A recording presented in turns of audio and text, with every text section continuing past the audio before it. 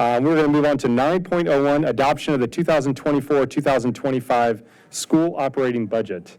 I think, Dr. Newton? Yes, thank you, Chair Gould, and for the opportunity to talk about our budgets. Tonight, well, first of all, tonight represents the end of a long road for us. We have been working since the first meetings with the City Council in December, through the process of our development of the school board, or first the superintendent's budget that was ultimately approved onto the school board's advertised budget. And tonight is the night that you all go forward with your approval of the school board's adopted budget. So first and foremost, congratulations to all of you for getting to this point. It has been a long road for the community. We do start in the December timeframe. We go through the process through January, February, and March. And then we do ask the City Council to incorporate our budget into the overall city budget. Under normal circumstances, I would say to you tonight, we're going to adopt three budgets: the operating budget. We're also going to adopt the food services budget and the community services budget. And I would say to go ahead and approve those as presented. However, last night, some action was taken by the City Council that requires us to have a conversation tonight. Last evening, for the first time in 7 years, the City Council did not adopt the school board's budget.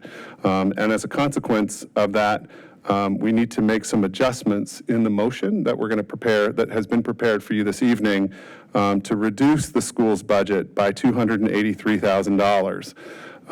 This, of course, was not an easy task for us to consider. We had been asked to provide some information about where we would make those cuts if we were to look at a reduction. We did provide information to the city manager's office and the chief financial officer that the cuts would come from three places, or two places for a cut, and then some additional reduction. And so what we're looking at this evening is reducing by two positions in the schools. The first is, and this is a longer story, so if you'll bear with me here. The first is to reduce a high school counselor or secondary counselor, and then also reduce the math resource teacher at currently at Oak Street Elementary School. Those two positions, in addition with some end-of-year savings that we achieved in our healthcare costs, when taken in combination, will help us get to that $283,000 reduction. Obviously, we didn't put those positions in the budget for your approval as part of the superintendent's budget because we didn't think they were important. We thought they were incredibly important to have a math resource teacher and also to have a secondary counselor, particularly as we're coming out of COVID and we're doing a lot of pandemic recovery. In fact, those two positions had previously been funded through the ARPA money, which is the Recovery Act money that we received a couple of years ago. Those two positions became so important that we moved them into the operating budget to make them permanent positions, because we're seeing the outcome and the fruit of the math resource specialist at Oak Street Elementary. We're seeing the fruit of having less discipline incidences, less issues with mental health at the high school based on having additional counseling services there. So unfortunately, not putting those into the operating budget means that we will now have to find a way to fund them through one-time money. So the presentation of where we would like to take those funds from, it would be out of our year-end savings, along with the amount that would come that would be consistent with the offset with the healthcare reduction and savings. We will be able to fund those positions through one-time money, which means that we will have a cliff again next year, which means that we'll have to put those positions back into our budget and hope that we can get them through the operating budget next year. That is an unfortunate thing for us, particularly given the state of play. Now, I do want to say one other thing as we're sort of contemplating tonight's budget, and I think this is the right move, and this is why we're recommending it to you tonight. And that is to go ahead and fund those two positions out of the one-time money, along with the savings from healthcare. We do know that a budget was adopted was signed by the governor yesterday that will bring us some additional funding from the state. We don't know what the total final amount will be, but it will likely be more than the $283,500 that we're going to pay for out of one-time funding. We could, down the line, take some of that money that we receive from the state government and take those two positions out of one time and put them into permanent funding with the state money. I think it's really important, though, to note that that additional state money that we were hoping to receive, which it looks like we are going to receive, was earmarked for growth. We were anticipating about 100 more students this year. We've received 145 more students this year. We're anticipating 85 more students next year. We've already seen over 100 new students enroll in Falls Church City Public Schools. The growth is here, the growth is coming, and so that money that we were going to use for those positions that were part of operating that are now going to have to be reduced and paid for out of one time would have allowed us to use the state funding to fund a staffing reserve that would allow us then to hire teachers as we get more students. Unfortunately, because of the cut from the city council last night, we're not able to do that. So our intention is to park, if you will, that state money that's coming in once we determine what the total amount is into a staffing reserve, and then in August decide whether or not we want to pull money out of that staffing reserve and pay for the two positions that we're funding this evening, that I'm suggesting we fund this evening out of one-time money to make them permanent, or to use that money somewhere else for staffing. Just as a reminder, if we do park that money there and we have the conversation and we're thinking August timeframe would be a good time to have it, anything that comes out of that money from the state is money that's reduced in the staffing reserve that we would have paid for more teachers that would be coming into the system based on growth. So while it was only a penny, quote unquote, only a penny last night that was split between the general government and the schools, it has significant impact on our ability to hire teachers in an ongoing way.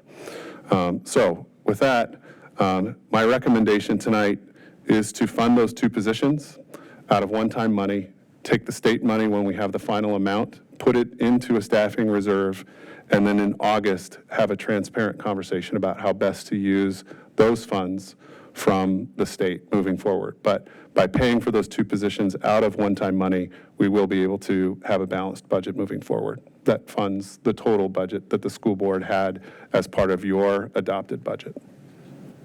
Happy to answer any questions. Thank you, Dr. Noonan. Questions, comments from the board? Ms. Silverman. Thank you, Dr. Noonan, for that. And I do support your recommendation on moving forward with the budget. Unfortunately, having to deal with what happened last night and making those final decisions on what we ultimately fund in August. So we have time for community feedback. We have time to talk amongst ourselves in open meeting. We have time to, process what happened. I don't think there was enough time for any of us to really process what was happening since this additional cut, because what we'd been hearing since December was that there was going to be a 1 cent cut. And then it felt like at the 11th hour, there ended up being a 2 cent cut. And that is, as you said, that is a significant blow to our budget. To be honest, I'm pretty disappointed in what City Council did. I have heard that the average savings per family will be about $100 per year, and I would rather have a fourth grade specialist, and that the $100 per year, in my viewpoint, is not significant enough in order to eliminate positions. And I know City Council is also going to have to make spending decisions as well. So I would rather have services over the tax cut, but that's an issue for City Council. But thank you for your recommendation tonight. Other comments or questions? Mr. Ortiz? Thank you, Chair Gould. I just wanted to, I think looking forward, I think, thank you, Dr. Noonan, for emphasizing the fact that the district is growing. You know, we put a lot of effort with the city council into developing enrollment projections that we feel are pretty solid. And, you know, I'm just looking at the book here. In the update that Kristen presented, we have 2662 students right now. We're projecting a little over 2,700 next year. But if we look just 2 years ahead, we're expecting an 8.6% growth in students. And some of that is linear. You add one teacher, right? But there's going to be points where we're going to need to add additional support, right? And so I'd like to ask Dr. Noonan, like, about how many students do we add? I know this depends on the school and various other factors. You know, at what points do we have inflection points where it's not just an incremental teacher, but it's an incremental special education teacher, as well as another reading specialist, as well as something else? Because I think that that's probably, that kind of planning is really important, because it's not just a linear growth curve. There's actually things that we have to do to make investments we need to make. And I think it's important that, you know, we've been transparent with the numbers, that we're transparent moving forward with the city council about, hey, this is what's going to take to maintain these schools moving forward, you know, given the growth in the city that we've all been, you know, that we've invested in. So it's not just about saving a penny here, it's about looking forward and seeing what we could do to make sure we can maintain the schools. So Yeah, no, it's a great question. You're right, because it's not a linear equation where, you know, 30 kids generates another teacher. And it's a terrible answer, but it does sort of depend on grade level, where they come in, schools, et cetera. So let me just give an example. There is a standard of quality, you know, SOQ, that I think we've kicked around here a little bit, just in terms of numbers. So I don't know off the top of my head, but I think that the standard of quality for a school counselor is 250 students per one counselor. So once we get over 500, we need to start considering an additional counselor on top of additional teacher. That also means that more kids are going to be eating lunch, so we might need another cafeteria person. It also means that we're going to have more kids taking buses, which could potentially mean that we need another bus driver. So all of those things do come into play. As we extend our use of buildings, you know, the footprint of cleanable space for custodians goes up. And if that is the case, we may need more custodians. So there isn't there is a formula to it, but it really does depend on where students come. They don't come in nice, neat packages where you get 45 second graders all at the same time.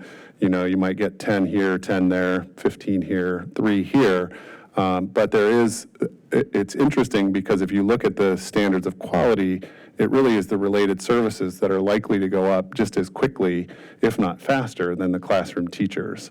And sort of the deal was that we tried to make at the front end of this budget with our partners in the general government, and I believe you all made this case with the city council, was we've taken care of the facilities. We have the space for the students. We need the city council support to fund the positions and the operations.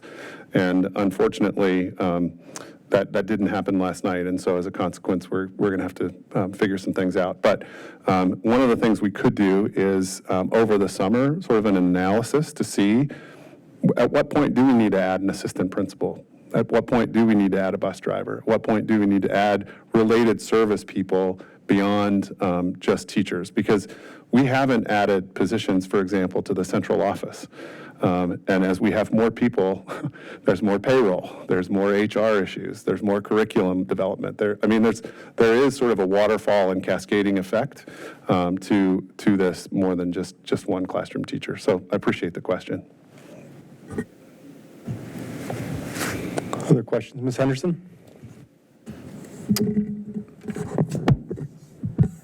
Dr. Noonan, thank you for being creative and finding ways to keep our students whole in this situation. I share your frustration with the process and the feeling that this is 11th hour.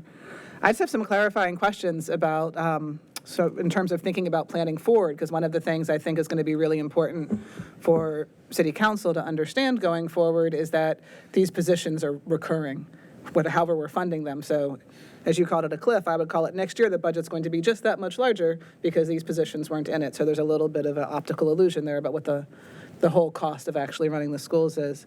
You mentioned state funding, and I know you don't know how much that is yet. Is that new funding, is that a recurring funding? Like, is that going to come in every year now once it's been passed, or is that also something that could disappear at any point in time? It's a great question. Typically, we budget as though it's recurring.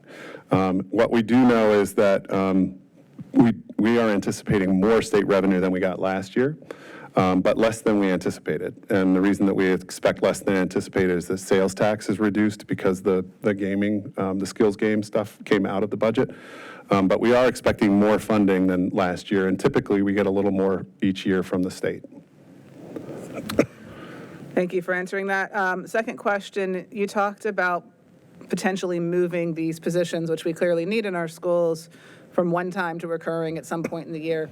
Beyond the semantics of that, can you help me understand the practicalities of what that means and the implications for future planning and future budgeting? Sure. I think the practicality is it's a budget transfer for us. It's an internal process that Kristen, Michael, and Michelle Kopek would take care of to move it out of one-time funding and into the recurring.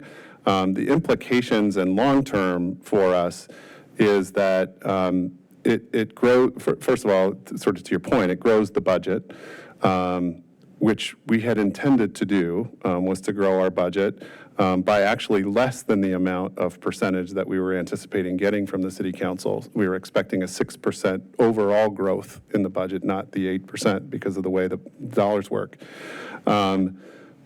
But by making them recurring, those would be there consistently year over year. To your point, I don't know if I'm answering your question to the best of my ability here, but to your point, because they are one time right now, they could go away if the board or we all decided to make a different decision about how to use those funds from the state. And then following on that question, some might say, the back end money is fungible. We have this money, we have that money. Yep. Whatever. Can you explain to me why, what would be the impact of using one-time funds to pay for more teachers, right? So let's say we flipped it. Yeah, that's a major problem and a very poor decision-making process from a fiscal perspective, fiscal responsibility perspective, because one-time money is one-time money, and teachers don't go away. They stay every year. And in the growth that we're in, particularly now, we are not going to be reducing teachers over the next 5 years. We're only going to be increasing teachers. So, it's like taking money out of your savings account to pay for your cable bill every month. The cable bill never stops, but your savings account finally goes away. And when that goes away, your cable goes away. And that's where the cliff is. And so by using one-time money to fund teachers that are recurringly coming back each year, that money will dry up quickly. Thank you. I appreciate the clarifications. Sure. Other questions or comments about the budget? Ms. Vice Chair Tice? Yes, I just wanted to echo both my support for this creative solution and my gratitude for the work, Dr. Noonan, of you and your staff to come up with this solution and make sure that we're still positioned for a successful year next year. I did, just in case, for the public who's watching, in case they're not watching every minute of every public meeting, I did want to share that we shared a public message with City Council last night on behalf of the school board. And although we all are collectively frustrated with the timing and the communication of this process, I think we remain collectively also committed to the revenue sharing agreement. And I know, I really do believe that council heard our concerns, and I look forward to working collaboratively with them next year to make sure that this process is smoother and the timing and the communication is improved for next year. If I can just add to that, just to say that, after speaking with the city manager, I think he also is committed. And it's not a matter of doing the process earlier. It's a matter of committing to the process and seeing it all the way through. In fact, this year, we actually waited for better revenue picture to come in and pushed everything out several weeks because our process had been in place and has been so successful over the last number of years. And I think that's what's made it so challenging, is that we have built this trust over the last several years that this process wasn't going to change. And this year, when it changed, I think that's where the challenge came in. And so I think not starting earlier than December, which we do already, it's just finishing out the process in good collaboration and good, strong communication, which will make the difference. That's right. Thank you. Other comments? Questions from the board before we vote? Okay. All right, then we'll look at 9.01, adoption of the 2024-2025 school operating budget. I'm going to seek a motion. And Dr. Noonan, just to clarify, this motion does include the amendment? Yes, it does. Yes, it does. Okay, so we've got the amendment in there. Okay. A motion? Mr. Ortiz. I move that the school board adopt the 2024-2025 school operating fund budget in the recurring amount of $64,946,093, requiring city funding of $52,567,920, as detailed in the school board's advertised budget, with the following modifications. Decrease revenue from the general government by $283,500 and increase the use of one-time revenue by $208,860. Move the secondary counselor and elementary math resource teacher from recurring to one-time funding, and decrease the cost of health insurance based upon the final rates from the state by $74,640. The following one-time expenditures are approved to revise the fiscal year 2025 original budget. Expenditures funded through FCCPS's fund balance in the amount of $364,290, and general government pandemic funding in the amount of $156,645. Thank you, Mr. Ortiz. Do I have a second? Thank you, Mr. Anderson. All in favor, say yes. Yes. Any opposed? Any abstentions? Okay, motion passes for adoption of the 2024-2025 school operating budget. And let's move on to 9.02, adoption of the 2024-2025 school food services budget. Dr. Noonan, can we move forward with this motion? Okay. Can I seek a motion from the board? Thank you. Was that Ms. Henderson or was that? Thank you, Ms. Henderson. 9.02.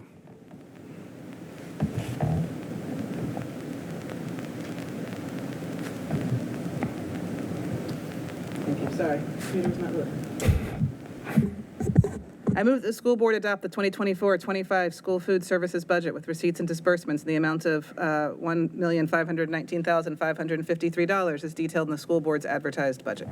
Thank you, Ms. Henderson. Do I have a second? Thank you, Vice Chair Tice. All in favor, say yes. Yes. Any opposed? Any abstentions? Okay, motion passes. And finally, 9.03, adoption of the 2024-2025 community services budget. Ms. Murphy. I move that the school board adopt the 2024-25 Community Services Fund budget in the amount of $2,310,700, requiring a total city appropriation of $107,500 as detailed in the school board's advertised budget. Thank you, Ms. Murphy. Do I have a second? Thank you, Vice Chair Tice. All in favor, say yes. Yes. Yes. Any opposed? Any abstentions? All right, motion passes, and that concludes our adoption of all three budgets for the 2024-2025 school year. And as we'd like to echo our sincere appreciation to Michelle Koppick and Kristen Michael for all of your help, all of your dedication for leading us through this process. We are always indebted to, no pun intended, to the work and dedication that you have and the discussions that we have. So thank you, Dr. Noonan, as well. And that concludes our budget. So. And now we move into the HR phase. So we'd like to thank Amy Hall in advance as our Director of HR, who will be letting contracts for our staff either tomorrow or Thursday based on the outcome of the vote tonight. So thank you so much for allowing us to continue to do business. And congratulations to all of you on your incredible work on this budget. All right, great. Thank you very much. All right.